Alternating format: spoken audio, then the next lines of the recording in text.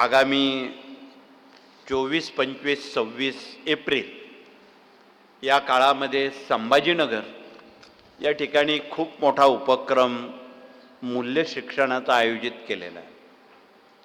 तोही राज्यस्तरीय आहे आणि राज्यातले सर्व शासन प्रतिनिधी, शालेय शिक्षण प्रतिनिधी सर्वांना तो उपक्रम माहीत झालेला आहे आणि याचं औचित्य ठेवून सर्व विद्यार्थी, शिक्षक आणि पालक यांचा हा 3 दिवस सत्संग होणार आहे. आणि प्रत्येकाला वाटतं की आपली पुढील पिढी श्रावण बाळासारखी, पुंडलिकासारखी कर्तव्यदक्ष आणि पायावर उभी राहणारी व्हावी, ही किमान माफक अपेक्षा आपली सर्वांची आहे.